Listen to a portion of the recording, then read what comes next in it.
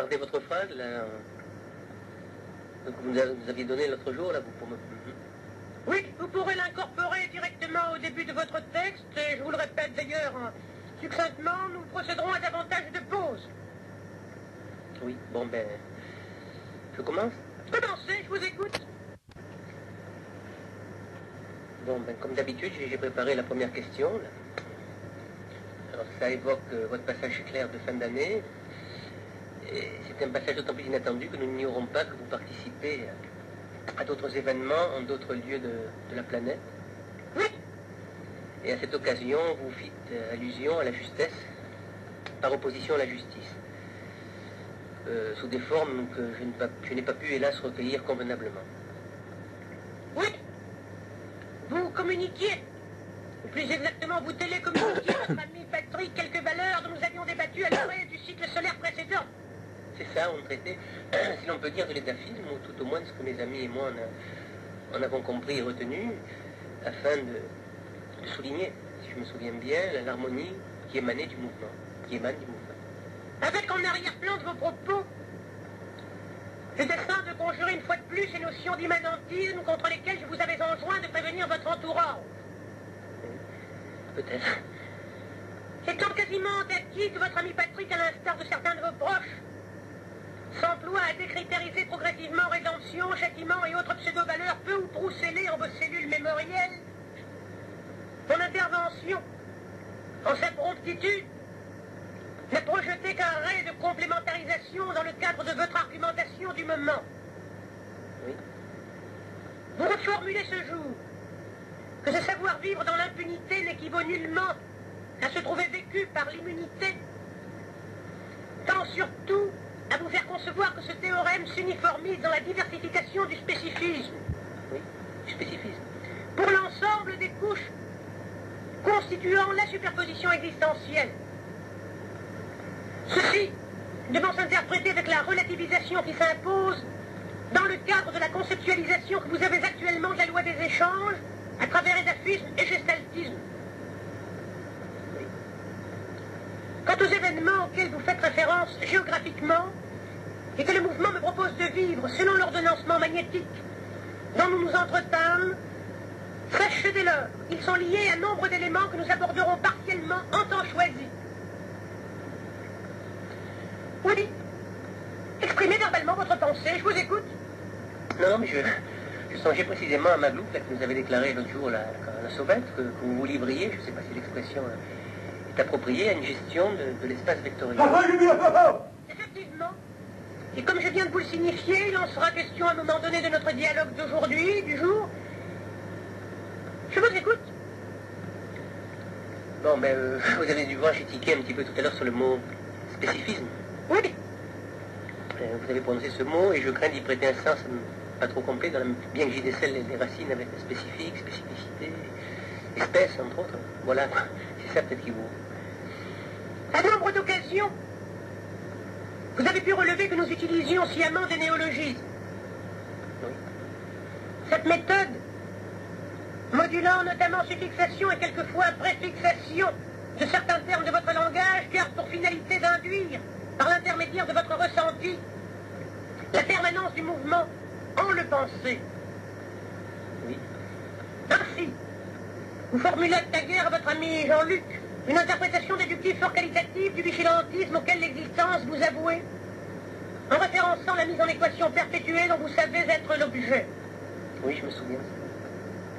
À ce titre, c'est-à-dire en fonction de la mouvance inhérente à tout ce qui participe à l'élaboration continuelle de l'agencement constitutionnel, la dénomination spécifisme doit bien sûr vous conduire à envisager la spécificité selon ce que vous percevez du processus de compensation existentielle, mais surtout à inclure le qualitatif catégoriel qu'englobe cette définition par rapport à la loi d'alternance osmotique. Oui. En se subdivisant, l'alternance osmotique régit d'autres législations dont aucune se révèle au demeurant conciliable, avec des règles incorporées au patrimoine scientifique de vos institutions. Par exemple, je songe instantanément à cette loi psychophysiologique conventionnée chez vous en tant que loi de la spécificité des sens. Ceci dit en aparté, notre conversation du jour nous appellera à revenir sur le dit spécifisme. Aussi, rejoignons plutôt le cours de notre dialogue et procédons comme il s'exige en la circonstance, en d'autres termes avec lesquels vous vous êtes d'ailleurs familiarisés, de la spécificité, pour demeurer étymologiquement ancien énoncé à la globalité. La spécificité revêtant ici l'événementiel de votre existence, et par ricochet, le vécu de ceux qui constituent votre entourage. Oui. Nous aurons ensuite tout le loisir, si besoin s'en réclame, de réinsérer le séquentiel du provoqué dans la continuité de l'établi. Oui. Bon, mais on recense déjà toutes les interventions de Zilder, auxquelles se joignent parfois les théories plus ou moins lapidaires de Maglouf. Quand c'est pas déjà d'offert. Et puis je vous l'apprendrai pas, tous les contacts que j'ai pu avoir ces derniers temps avec les semi-géométrisés. Ah, là nous entrons dans un schématisme intermédiaire, à savoir le dispositionnement de l'établi en le circonstanciel du semi-provoqué. Dispositionnement à l'endroit duquel vos potentialités analytiques ont eu au fait de déceler la cause essentielle du décalage chronologique de notre entretien d'aujourd'hui. Je vous ai fait valoir, Jean-Tel, lors de notre conversation du début du précédent cycle solaire, que vous vous étiez pour ainsi dire installé dans ce que formalise ce qu'il vous a été enseigné de vocabiliser sous l'appellation de phase extatique. Une phase extatique qui, vous l'aurez compris, figure ici l'établi. Oui, je vous suis. Hegel, Zilder, comme Maglouf, voire plus épisodiquement Chadefer, sont en quelque sorte les préposés directs à cette mise en équation perpétuée que nous évoquâmes voici quelques instants. La chose se vit à un degré moindre dans le cas de semi-géométrisé, mais ne nous abstenons point de répéter qu'elle s'effectue en toute satisfiabilité. Tous sont taxés à la quasi-totalité des captages dont vous faites l'objet, ainsi qu'à l'intégralité des interceptions auxquelles pourvoit votre capacité d'admissibilité d'impression. Capacité, si vous ne l'ignorez plus, rétrocède en préphase de récursivité la quintessence de l'échange précipité pour le dimensionnel vous étant acquis dans cette vie consciente selon le triadisme donné, reçu, transmis. Vous avez parlé d'échange précité? Échange précité, oui, j'ai dû bafouiller quelque peu. Excusez-moi. C'est le transmis que je dois considérer comme un rendu. Certes, il vaut dans cet instant d'être répété que le transmis devient rendu lorsque le mouvement se décide à travers l'allocentrisme d'une vocation telle celle que vous endossâtes au départ de votre vie consciente actuelle, et dans inscrit qu'il nous faudra revenir au cours de cette conversation sur ce paramètre du compensatoire existentiel auquel vous vous trouvez accidentellement accommodé. Paramètre qui, à votre grande âme, continue de vous occasionner ces plages d'obnubilation sur un plan que nous qualifierons d'antéléchique, puisque dépendant directement de votre dernier état de suspens. Sinon ce symbiotisme inhérent à la loi des échanges, sitôt la phase de réception consommée, concerne bien entendu chaque individu et à un stade plus généralisé chaque espèce avec les nuances qui s'imposent. Diagrammez donc la chose d'après la dynamique de sa configuration généralisée, comme la révélation des limites de la répartition particulière et globale d'intelligence divine, et ce, dans le déroulement de chaque cyclique, au gré des ambiances qui en découlent. Oui. Est-ce qu'on peut assimiler cette visualisation de la chose à la référence que vous aviez faite voici maintenant une vingtaine d'années, je dirais, quant aux limites de notre cerveau? Complètement, Chantal, en vous suggérant d'en bien restituer les termes selon le développement concis mais précis effectué par mes soins à l'époque. Là, je saurais citer de mémoire, je ne saurais pas avec exactitude ce que vous aviez dit, mais enfin, je peux prendre le classeur si vous voulez, afin que j'en relise le passage. Ne vous occasionnez pas ce dérangement. Je vous avais énoncé que les réminiscences, dont vous savez désormais le mouvement intermédiaire en état de suspens, le verbe savoir, se voudra néanmoins être placé entre guillemets lors de votre transcription. Les réminiscences, disais-je, dans leur démultiplication progressive, tendent à provoquer, je dirais encore plus aujourd'hui, à précipiter ce cyclique de non-retour au moment de l'évolution maximale des possibilités contenues par le cerveau humain. Oui, un cyclique de non-retour, c'est ce qu'on concrétise par la répétition, que vous nous avez enseigné à définir comme des sous-ambiants, quoi. Plus précisément par le produit des divers échanges entrant en fonction dans les sous-ambiances, Jean-Tel, s'il suffisait d'analyser ce situationnel uniquement sur un plan que nous qualifierons d'éthique, plan convenant le mieux à votre cogito, nous réitérerions qu'il y a là harmonie en la disharmonie, ou encore multiplication du semi-qualitatif, du moins en ce qui concerne votre espèce. S'attarder au conséquentiel équivaudrait ainsi à historiogrammiser le mécanisme des sous-ambiants en question et à revenir sur la synthétisation des séquences, des figures courts, moyen et long terme. Il ne fait point mystère que vous saurez vous irez adonner, au gré des échanges verbaux auxquels vous vous prêtez régulièrement avec ceux qui partagent vos instants. Oui. Aussi, votre interrogation démontrant que vous commencez à intégrer à votre quotidien le démultiplicationnel de la loi d'alternance osmotique, délaissons l'aspect palingénésique du sujet et concentrons-nous sur ce que représente sa teneur initiale. Oui. Ainsi que Zilder a su vous l'indiquer, la pensée au stade avéré de densification constituant l'existentiel en ses subdivisions reproduit un processus matériel sur lequel nous ne tarderons pas à revenir. Nous résumons, lors d'entretiens antérieurs, que la pensée, expression pluridimensionnelle de l'intelligence divine, décide les espèces d'après leur situabilité, selon une normativité fixée par l'établi. Souvenez-vous. Oui, vous nous aviez fait constater que la pensée identifiait l'instinct chez les animaux et l'intelligence chez nous. C'est là un axiomatisme, pour le nommer ainsi, qui s'agence précisément entre canalisation et centralisation quant à ce qui concerne les deux positionnements spécifiques que vous venez de référencer. Pour le reste, votre savoir vous autorisera à comprendre qu'il s'agit tout bonnement ici de la projection de l'impression, l'expression qu'il a définie, c'est-à-dire le penser. L'ascendance inductionnelle. Nous verrons tout à l'heure que ce principe s'exerce en incidence transductionnelle, désuperpositionnant le magnétisme qui le constitue et le délimitant, tel que vous êtes à même de le déduire, du vivant à l'existant. Oui. Son flux poursuit sa route, plus exactement sa course, en se dédimensionnalisant, bien entendu, de ce qui illustre l'état à ce qui devient la fonction, puis se rejoint au gré de la récurrence adaptatrice de la fonction à l'état, avant qu'au fil des cycliques, l'existence se réunifie en le vivant. Oui, il faudra que je relise tout ça. Ce dernier plan, figurant comme vous l'imaginez la phase paroxysmique, paroxystique c'est pareil, émanant du phénomène de récursivité, qui en l'établit de la mue constitutionnelle, provoque ce que vous pouvez assimiler à la rupture autogestionnelle des supports que figurent les galaxies. Oui, stoppez un petit peu.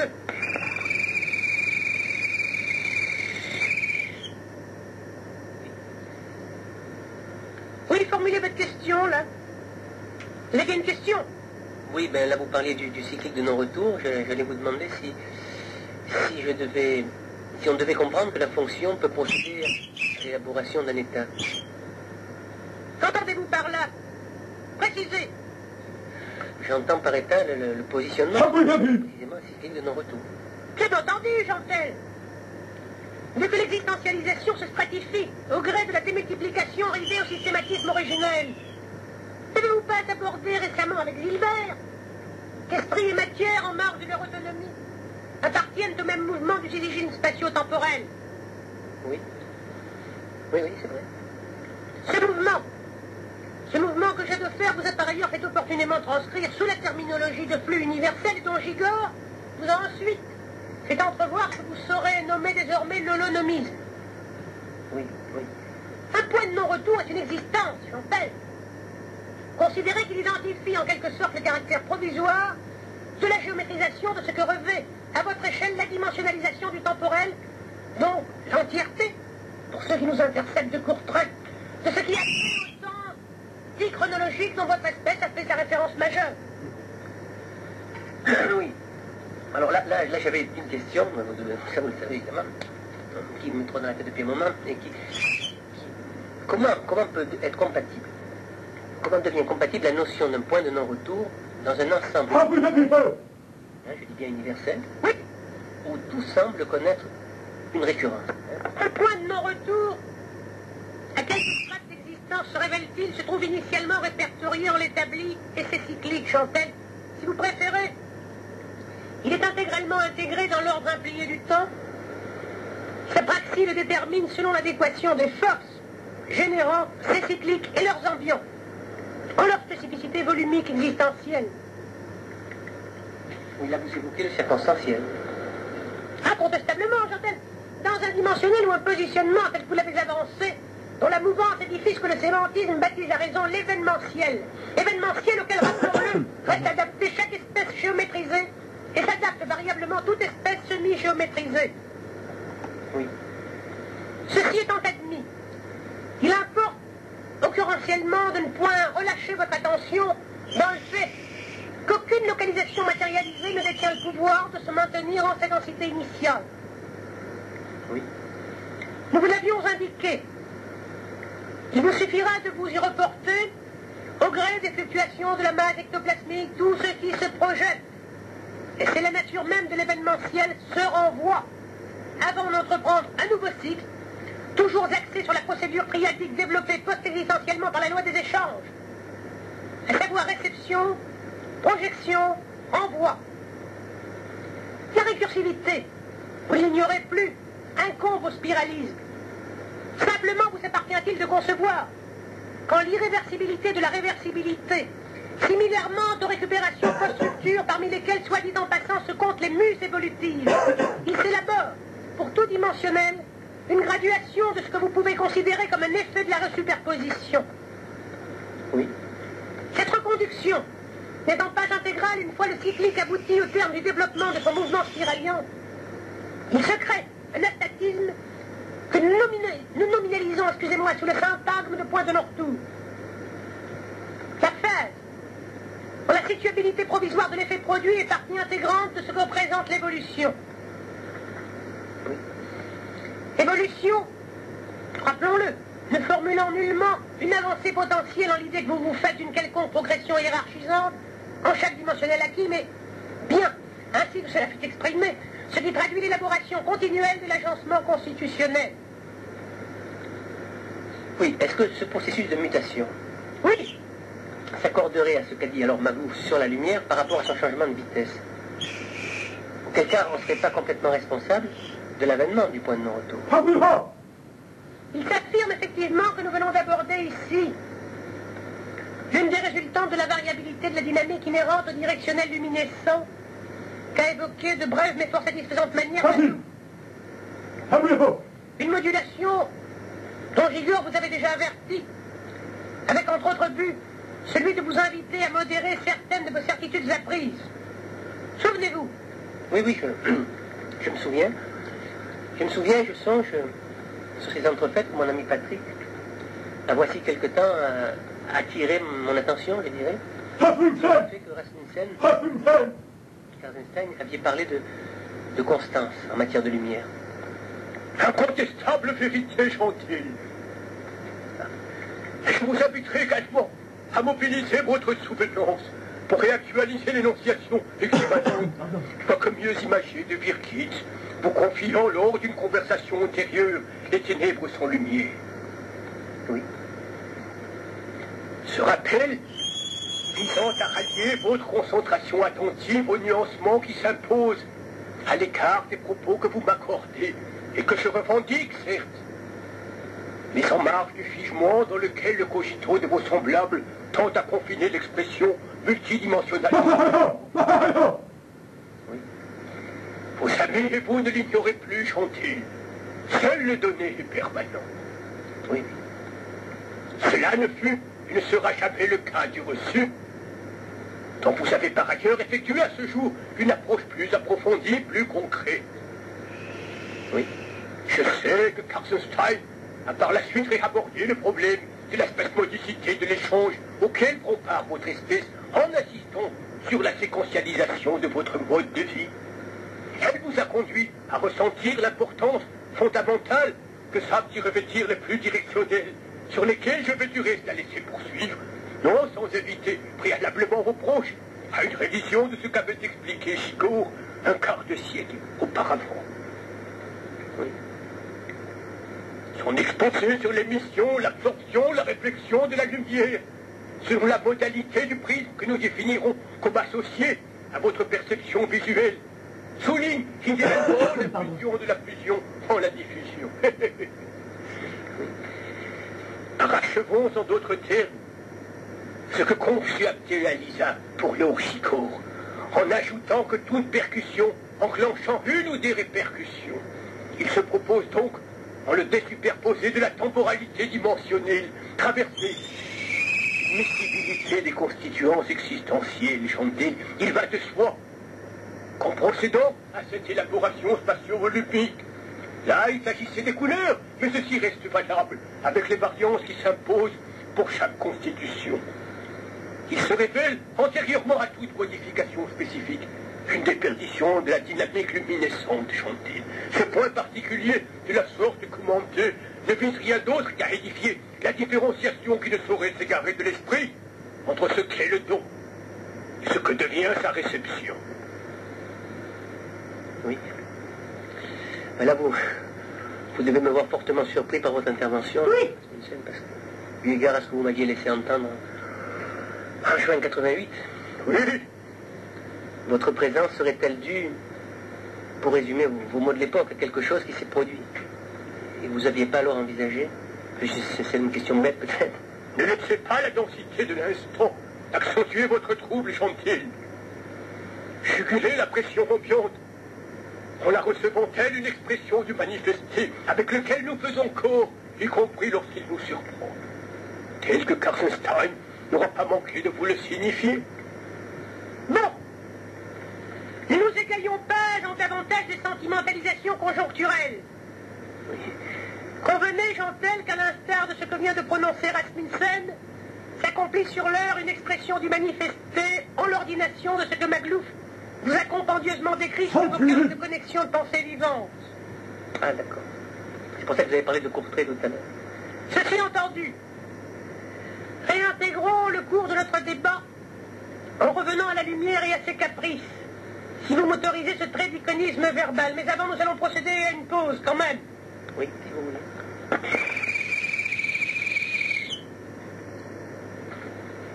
Bon, reprenons.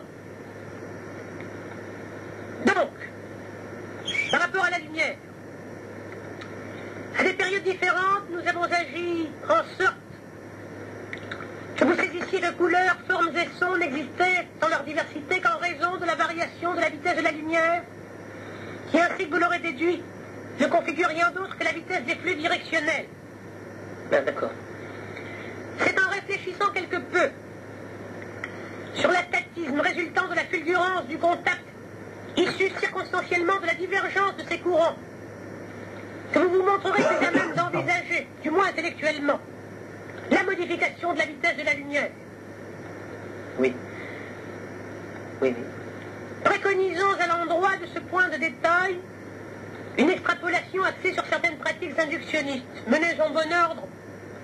Celles-ci doivent vous faire aisément comprendre que la lumière s'active au prorata de la calorification émanant du principe enthalpique initial de réverbération. Très décelable, certains effets des superposés de ce principe sauront alors se révéler à votre cogito, ne serait-ce qu'au cours d'une vilanisation traitant simplement de la qualité de vos choses vécues. Oui. Dans l'ordre d'idées, captant ici notre attention, vous pourrez notamment exemplifier la chose en ce que votre langage scientifique décrit sous la terminologie d'agitation thermique. Ah bon, d'accord. Et pour le moment, il nécessite de nous resituer par rapport à ce que nous échangions sur l'aboutissement d'un cyclique. Oui.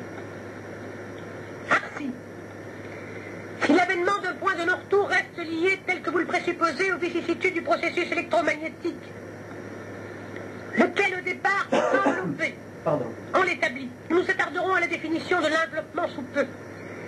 Il convient à nouveau de bien vous faire prendre en compte la disjonction s'étant variablement mais toujours opérée à l'égard de votre humanité entre la qualité des choses à vivre et la qualité des choses vécues. Là, pardonnez-moi de vous interrompre. Oui, J'ai l'impression que vous nous ramenez à cette phrase que vous aviez prononcée au cours du texte, je dirais ça, des 6 pages de mars 83, dans laquelle vous disiez votre conviction selon laquelle l'homme ne vivait pas, ce qui semblait appeler à vivre, du moins initialement. Je ne sais pas si je me fais comprendre si c'est... c'est un peu plus exact, Chantal. Je vous avais signifié que votre espèce ne vivait pas la chose, à savoir la formalisation diversifiable de l'expression du mouvement dans les normes où cela avait, semble-t-il, été post-existentiellement programmé. Alors, pardonnez-moi encore de vous interrompre. Faites. Non, cela, ça signifierait que la justesse, puisqu'on a parlé tout à l'heure de justesse, de justice, la justesse émanant du programme établi par le Père, ou le systématisme originel, tel que vous le dites parfois, aurait alors connu une forme de dislocation Enfin, je ne sais pas si l'emploi de ce mot n'est pas erroné. Vous voyez ce que je veux dire? En vous reportant à ce qui s'était énoncé au cours du débat précité, principalement centré sur l'évolution des espèces. Oui. Vous observerez que nous avions porté à votre connaissance que la vôtre, après le dernier cataclysme, avait pu être considérée comme plus vraie, au vu et su de ce qu'il en devint par la suite. Oui. Admise en marge de tout comparativisme dirigé, cette configuration plus réelle incomba prioritairement à l'échange existentiel qu'elle vécut, par réminiscence et réviviscence interposées. Oui. Avec des fréquences de retour moins précipitées, et donc des états de suspens plus révélateurs car mieux espacés, puisque présidés par l'équité inhérente au principe vide, volume, volume, vide. Oui. Cependant, ceci demande aujourd'hui une adjonction explicative. Il nous faut donc encore antérioriser cette période de façon à aborder ce fameux positionnement androgynal, dont rien ne laissait tangiblement présager l'extinction pour le cyclique suivant. Je dis bien extinction, car le gynandromorphisme auquel votre biologie contemporaine a accès n'entre pas en filiation directe avec l'androgynie humaine sur laquelle nous concentrons nos propos. Ah, d'accord. Contrairement à l'hermaphrodisme animal et au monoïquisme végétal, dont le lignage s'est foncièrement perpétué. L'androgynie, dans l'absolu, est plus qualitative. Sans conteste, cette géométrisation s'est toujours révélée d'une adaptabilité plus unitaire aux syzygismes spatio-temporels, et donc aux désuperpositions et démultiplications des flux que de cyclique en cyclique, celui-ci destine tour à tour à recevoir puis à transmettre. Il est aisé de deviner qu'à cette unité s'ensuit une moindre spasmodicité dans l'échange définissant un état d'existence assorti d'un meilleur équilibre entre l'autonomisme et l'hétéronomisme au cœur de l'holonomisme. Traduisez cette définition comme l'expression d'une plus nette aptitude à faire corps. D'accord. Mais afin que vous situiez comme il s'impose, ce qui vous intéresse au premier chef et qui, conjoncturellement, ne conventionne pour nous qu'une mue involutive, ici est de se reporter sur ce qui se formula lors de l'ultime partie de notre dernier entretien prolongé. Janvier 98. C'est cela. La démarche opportunément proposée autorisera à mieux concevoir ce qu'est d'ici, en son mutationnisme, le constitutionnel, que nous nous devons de conceptualiser tel le summum de l'enveloppement. Ah, j'en reviens à l'énigmatique développement.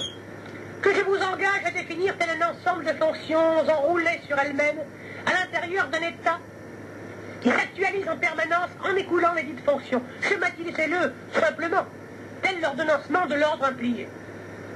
Oui, je peux dire. D'ailleurs,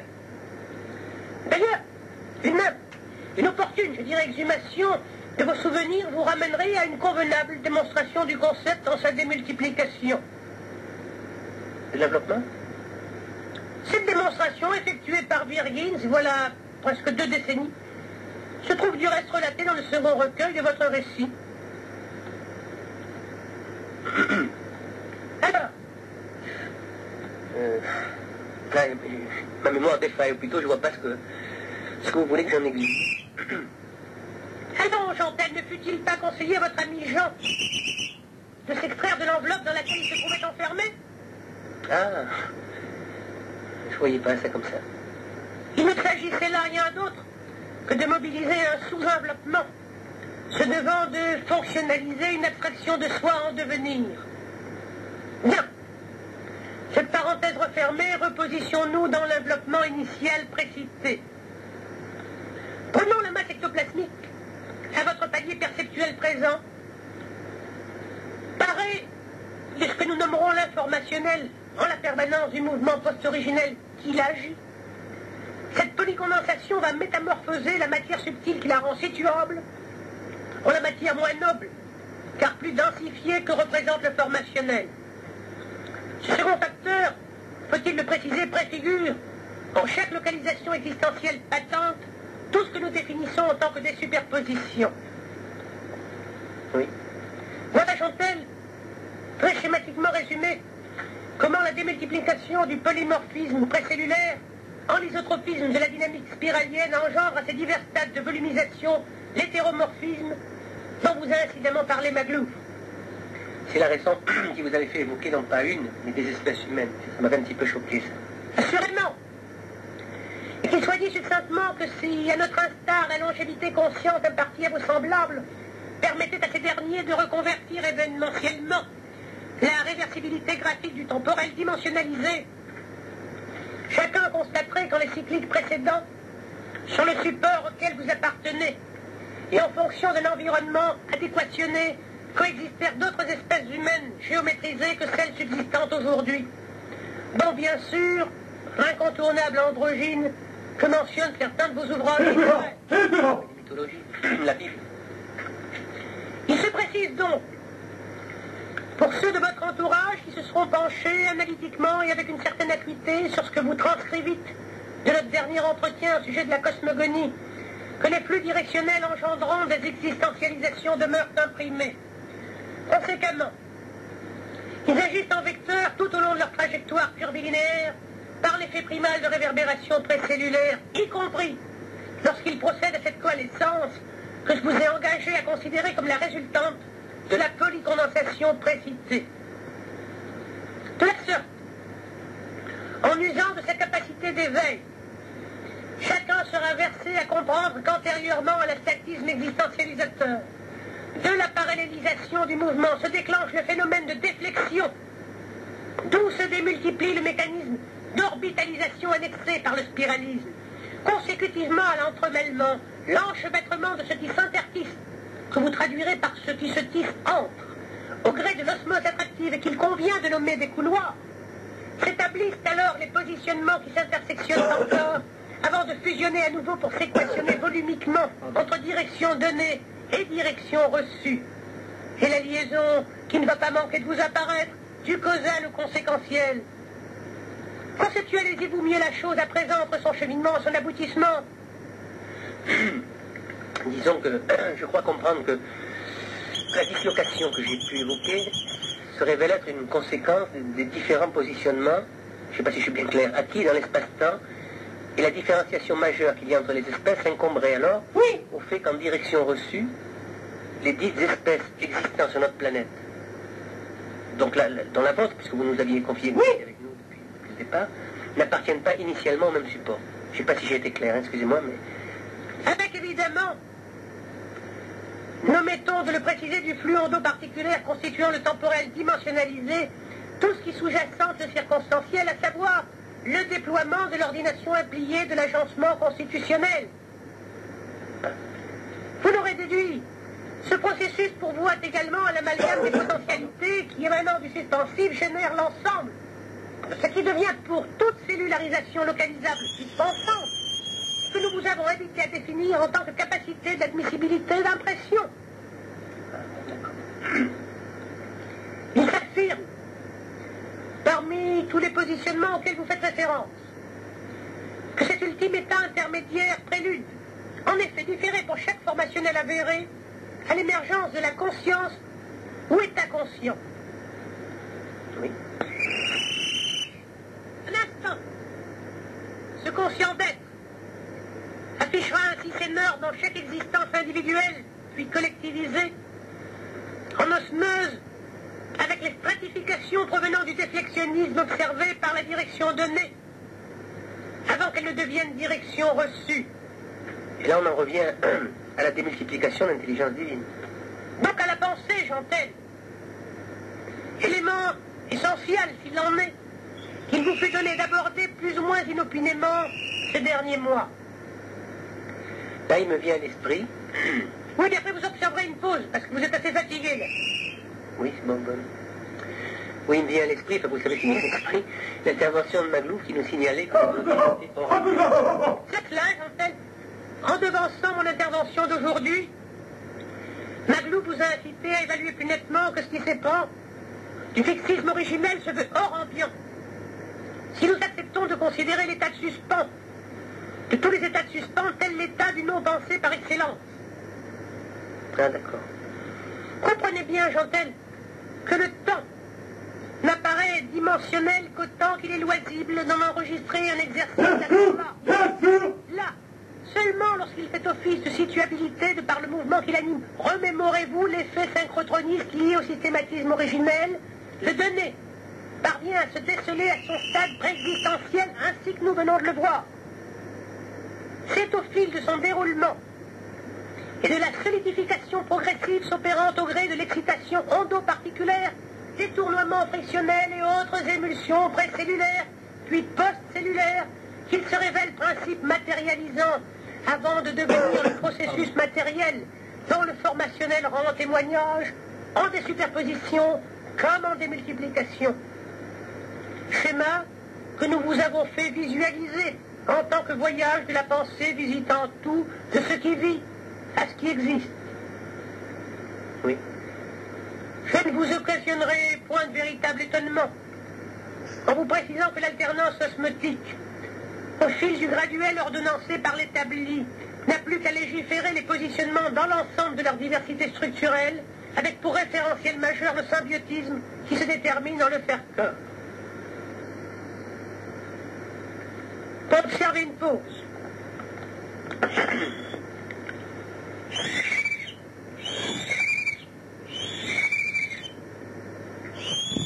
Voilà, j'ai déclenché, je pense que c'est... Oui.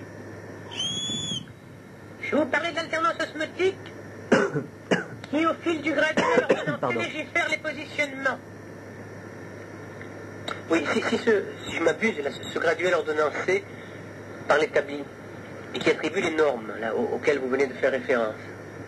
Oui. À l'endroit des états de conscience, je dirais, propres à chaque espèce pensante, évidemment, détermine le fameux spécifisme dont vous avez fait peut-être état tout à l'heure. Indubitablement, Jean-Tel. Spécifisme dont la culminance qualitative de l'expression existentielle demeure, en le mutationnisme, l'assortiment de ce qu'il convient de nommer une transpulvérulence de la complexité en la réductibilité. Le passage de la bioluminescence à l'état de transparence, en d'autres termes l'accession à l'état d'être, l'accès à la fulgurance mimétique, suprême palier du faire-corps. Cette réverbération, au fait de son évolution ascensionnelle, reste la possibilité d'amalgamer le reconductible corporéitaire au référentiel corpusculaire.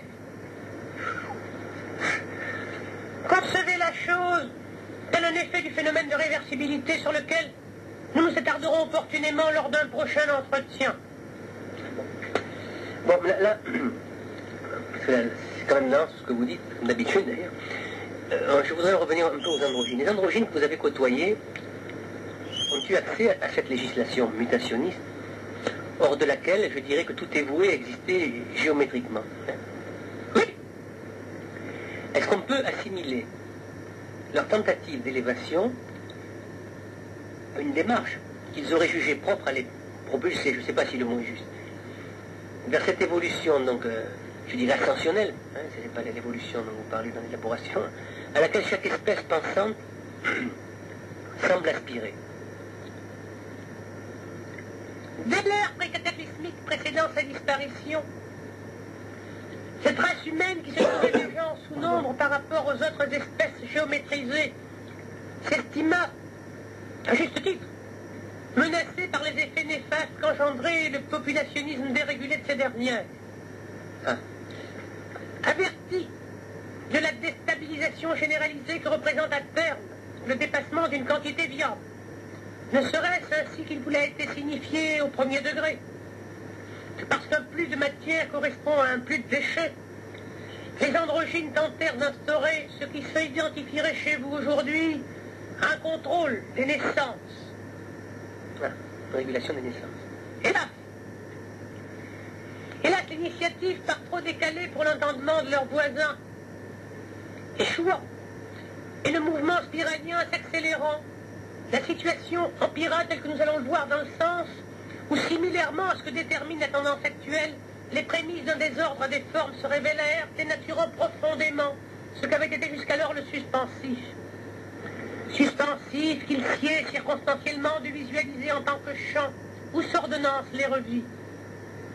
Ainsi, conformément à ce qui se produit à l'aboutissement de chaque cyclique, se posant en resuperposition le problème de la densité viable.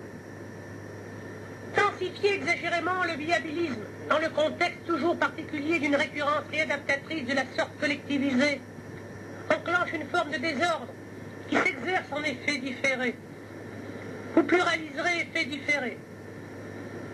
Oui, d'accord.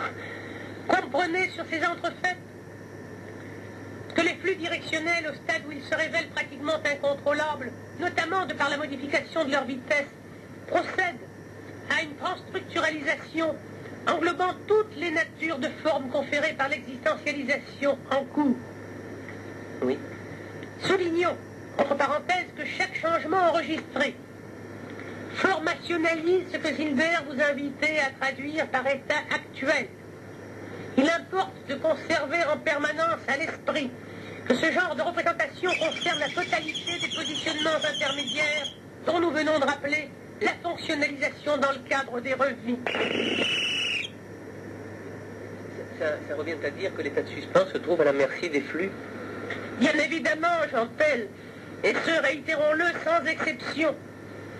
Selon la permanence du mouvement post-originel dont il fut question précédemment dans notre approche de l'enveloppement. Oui. Mais vous vous repencherez sur cela en temps choisi. Pour l'instant, poursuivons l'historique dévolu aux androgynes et notons que le circonstanciel, suite aux vicissitudes précomptées, se manifesta alors pour eux à travers ce qu'idéologiquement parlant, nous paraphraserons sous l'illustration d'un désespoir de cause. Encore que désespoir de conséquence s'avérerait plus juste. Désespoir de cause qui se concrétisa par une importante série de ruptures dites intentionnelles dont vous savez à ce jour que penser. Du contexte qui prédispose à la chose, lors de tout ordonnancement magnétique, à l'incontournable vérité, énonçant que l'autodestruction n'est valable qu'à condition de ne pas laisser subsister de réminiscence. Oui, je me souviens. Étant entendu que vous savez de longue date le caractère provisoire des géométrisations et qu'il n'existe pas de hasard dans la rupture existentielle, je juge opportun, sur ces entrefaites, de vous engager à rétablir l'idéologie philosophisant l'événement précité sur son socle essentiel, l'apoptosisme. Ah oui, d'accord, là on en a parlé. Ouvrons à nouveau une parenthèse pour spécifier que ce phénomène, qui vous est plus étranger, ne doit pas se voir uniquement confiné au prisme biologique qui le détermine dans vos ouvrages spécialisés. Oui. À cette fin, il s'exige que vous sachiez que tout formationnel se trouve doté de son mécanisme apoptosique, de par l'informationnel dont tout ce qui existe est issu, événementiel inclus. D'accord. La parenthèse refermée. Revenons à cette autodestruction particulière, laquelle occasionna formellement à l'espèce androgynale une dégénérescence justifiée dans un premier intervalle par l'encombrement moléculaire incombable à la fixité s'étant établie entre les vies conscientes, comme nous venons de le voir, et dans un second intervalle par la précipitation des fréquences de retour en résultant. D'autre part, le conséquentiel de ce qu'il était en l'occurrence, vous l'aurez déduit, qu'un point de non-retour ne cessait de s'amplifier, puisque les autres catégories humaines, en concédant les ruptures proportionnelles au caractère inflationniste de leur procréation, interférençaient gravement le réverbérationnisme du suspensif, entraînant une miscibilité des entéléchies et de ceux qui, sur un plan moins subtil, prépositionnent ce que vous assimilerez dorénavant à l'hérédité récessive. L'imparable advint, ne sachant gérer convenablement la coordinance de sa réadaptabilité massique au cœur d'un conjoncturel comprimé par la systématique spiralienne, l'espèce qui nous intéresse entreprit de remplacer peu à peu son originel exogénisme, fondé sur les multiprojections convergentes des cellules propres à la reviviscence en champ libre, parce que nous définirons tel un tubiculisme pluricellulaire, soit une colligération en vase clos d'éléments constitutionnels émanant du suspensif. Ah oui, d'accord. Suite à l'information qu'a interceptée Jean Kiss là, au sujet du clonage, Madouf a employé cette terminologie. Et ça m'a tout de suite... pas tout à fait ça. Ça m'a fait penser en tout cas à une préfiguration du bébé éprouvette. Est-ce que je me trompe? Toute pratique, sous quelque teneur qu'elle se propose, est inscrite à des degrés divers dans les registres de l'ordre implié d'où découlent les cycliques, Chantelle. Toutefois, concédez quelques nuances à votre visualisation de ce situationnel provoqué et concevez-en occurrentiellement le principe selon ce que vous avez déduit du réotaxisme sur lequel vous devisâtes avec Gigord et dont vous conclûtes certains effets secondaires avec vos amis Jean et Patrick. Oui. Oui, je me rappelle. Faisons surtout valoir à ce sujet que le réotaxisme, lorsqu'il se sophistique au point de faire office de mode de géométrisation, ne tolère aucune manœuvre erronée. C'est pourquoi, à l'initiative précitée s'ensuivit, à l'exemple de toute profusion dans la diffusion, une confusion. Ainsi, consécutivement à ce phénomène de réflexion existentielle, le domaine biologique révéla d'abord ce que l'on conventionnera en tant que tétraploïdisme, hybridation qui provoqua ensuite, post-cataclysmiquement, un sexuparisme conséquent, duquel s'épandit progressivement le siciparitisme définitif, dont héritèrent les espèces humaines géométrisées au cours des cycliques suivants. Ces trois dernières dénominations, s'attachant avant tout à rallier votre vigilance au fait qu'en voulant multiplier, on divise les états, on subdivise les fonctions. En subséquence, reconduction de consistance vivante, revie, si vous préférez, ce qu'on verra au titre du mémoriel, donc du temporel. Vous comprendrez que je vous conseille de repenser ce que vous confiez à Rasmussen quant aux modifications successives des espèces, au gré des cycliques. Souvenez-vous, Gentile, tout demeure en la densité existentielle. Les espèces disparaissent spatialement, mais demeurent temporellement. Mais en quoi cette tentative d'élévation des androgynes, qui se révèle après une surprocréation, a-t-elle influé directement, tel que vous l'aviez laissé sous-entendre, sur les espèces humaines, sur les autres espèces humaines, ou du moins sur celles dont je fais partie, et qui semblaient être là, exister, si l'on se fie à Platon? Surprocréation, dont la résolution intervint dans le cadre d'une réadaptabilité très conjoncturelle, Chantelle. Ah, d'accord. Conceptualiser la réadaptabilité en question, telle une agrégation de subsistance du réverbérationnisme post-cellulaire, subsistance préconditionnant pour certaines humanités, parmi lesquelles la vôtre, l'agissement bien sûr, mais également agrégation de réminiscences d'actes agis et de portions d'ambiance. Répondant à une sélection, je dirais diversement gradualisée, la triplicité de cet assemblage habilita les supports pensants d'évolus à vivre ces rémanences à répercuter, entre autres, la préméditation semi-collectivisée que nous venons d'évoquer. Pour votre espèce humaine, notamment, cela se solda par ce que nous baptiserons une mise en commun d'intentions, laquelle préfigurait la séquentialisation exacerbée dans laquelle s'agence votre mode de vie. En outre, au gré des récursivités continuant de s'opérer avec la récurrence réadaptatrice, vous imaginerez sans peine que la dilution de ces éléments ne pouvait qu'apprêter une altération du produit de la qualité des reviviscences s'interceptant dans le suspensif, altération dont nous eûmes nous-mêmes frappé au niveau du processus de compensation existentielle. Et comment ça? Le déflectionnisme, parmi toutes les formes auxquelles il participe, n'échappe en rien au réverbérationnisme, Jean-Pell. Cette observation à laquelle d'ailleurs Maglouf vous fit naguère souscrire, lors d'une conversation encore téléphonique, nous ramène comme il se doit aux deux facteurs introductifs de notre débat du jour. Impunité, immunité. Constat qui doit vous porter à conclure sur le champ qu'aucun formationnel ne possède une quelconque latitude l'autorisant à se soustraire au conditionnement qu'édicte l'informationnel, puisque vous savez désormais que le second est initialement le contenant du premier. Qu'entendez-vous par conditionnement qu'édicte l'informationnel? Tout bonnement l'effet réverbérateur, en le démultiplicationnel de son cheminement. Étant acquis que la pensée, avant même de se matérialiser, s'exerce à chaque stade d'existentialisation situationnelle inclus, de l'établi au provoqué, elle détermine le gestaltisme, dont le principe d'interactivité figure la conversion stratificatrice du faire-corps entre ce qui est et ce qui existe. Oui. De cette dérivation. Et vous concevrez, comme l'enclenchement de toute périphérisation émane, vous vous en doutez, en des superpositions, la qualité des choses à vivre. Oui, mais là, on peut songer que, que votre capacité à vivre la fulgurance mimétique vous permet d'atténuer les effets de l'altération du suspensif. N'affligez pas, Jean-Tel.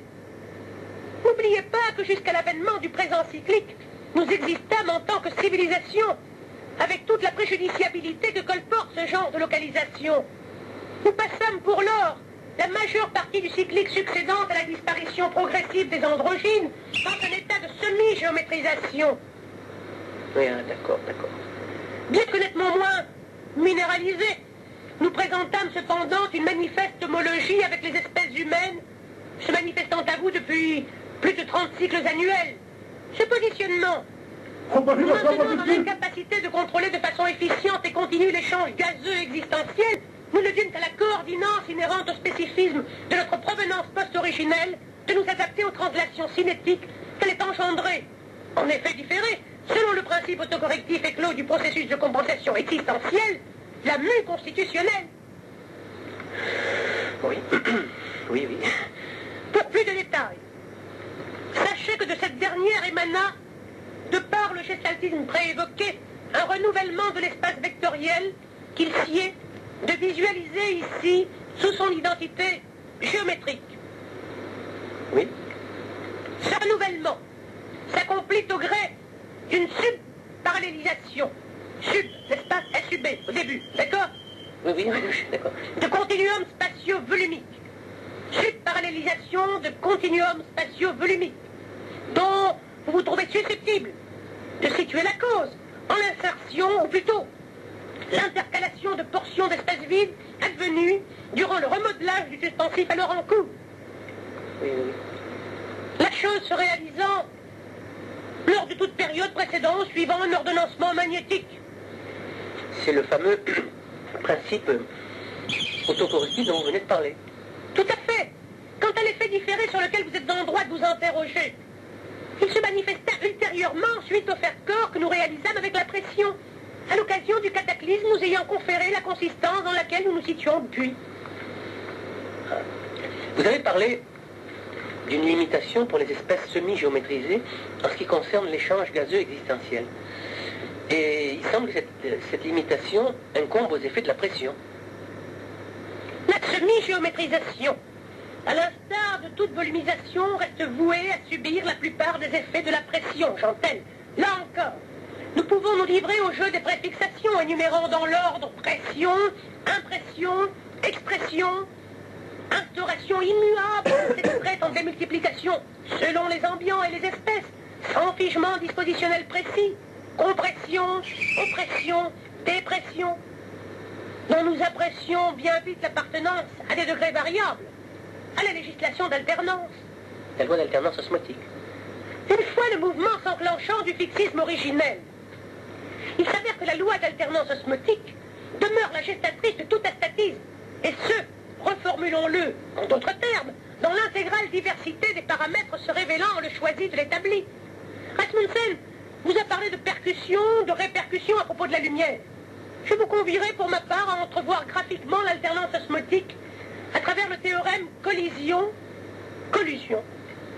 Collision des flux directionnels en leur stratification, c'est-à-dire en leur parallélisation, leur périphérisation. Vous en avez conscience. De la collusion résulte l'équationnel, prorogeant l'interactivité qui ne configure qu'une répartition harmonieuse du réverbérationnisme en sa démultiplication. Oui, j'en ai conscience. La dynamique, ainsi établie, s'exprime selon un phénomène que nous qualifierons d'oscillatoire. Phénomène symbolisé chez vos anciens par la balance. Élément caractéristique répertorié sur votre canevas zodiacal représentant soi-disant passant la justesse et non la justice. Pour suivre cet aparté plus scientifiquement et avec les nuances qui s'imposent, nous autorisera à rapprocher cet oscillationnisme du postulat avancé par Démocrite. Postulat reconsidéré ensuite, principalement par Einstein, qu'il élabora sous l'appellation mécanique statistique. Vous avez compris? Ben, j'ai compris, un mot là qui m'a échappé. Oscillationnisme. Voilà, oscillationnisme, c'est ça. Oui, c'est aussi, et le mouvement qui oscille. C'est exact. Voilà. Ça fut élaboré, donc, je vous ai dit, par Einstein sous l'appellation de mécanique statistique. Bon, je recopierai, je verrai ça en recopiant, parce que là, pour l'instant, il y a des choses qui m'échappent, certainement. D'autant plus que vous fatiguez. Bon, cette théorie, axée sur l'atomisme, je parle de la théorie d'Einstein, hein, et de Démocrite. Oui, oui, non, mais je suis quand même, je suis fatigué, mais je suis. La théorie tendait au départ à l'obtention du point d'équilibre absolu dont vous n'ignorez plus à présent qu'il ne peut être. Chaque état ne s'appréciant qu'en tant qu'état actuel, autrement dit, en état s'actualisant. Oui, d'accord. Rappelons néanmoins que l'alternance osmotique, de par son unification au graduel ordonnancé s'épandant du mouvement, délègue son symbiotisme selon le spécifisme abordé ce jour et autorise une perpétuation de l'équilibre, ou du faire-corps si vous préférez, par l'entremise du mutationnisme, donnant accès, nous l'avons vu, à la fulgurance mimétique. Oui, je vous écoute. Non, non, est-ce qu'on pourrait apparenter ce que vous venez d'énoncer à ce que vous nous avez défini de la foi, du moins pour ce qui concerne l'homme, hein? Certainement, Jean-Tel, et en conformité, répétons-le, avec le spécifisme auquel vous pouvez faire référence dorénavant. La foi représente la culminance qualitative du faire-corps en le formationnel auquel vous appartenez. L'advenance de sa formulation pluridimensionnelle est générée par le contrebalancement des directionnels mis en présence. Ce processus d'interagissement a déjà été abordé sous d'autres aspects, notamment avec la relation de l'exacerbation du phénomène susceptible de se produire dans un sous-ambiant favorisant une dynamique de groupe, voire dans celui déclenchant une expression du gestaltisme d'ordre daphique, lequel, vous le savez, peut s'unitariser au précédent. Oui, oui, oui. Ce dernier détail concrétise la liaison que chacun est à même d'établir entre ce type de situationnel et le dicton millénaire, affirmant que la foi déplace les montagnes. Oui. Observez une pause.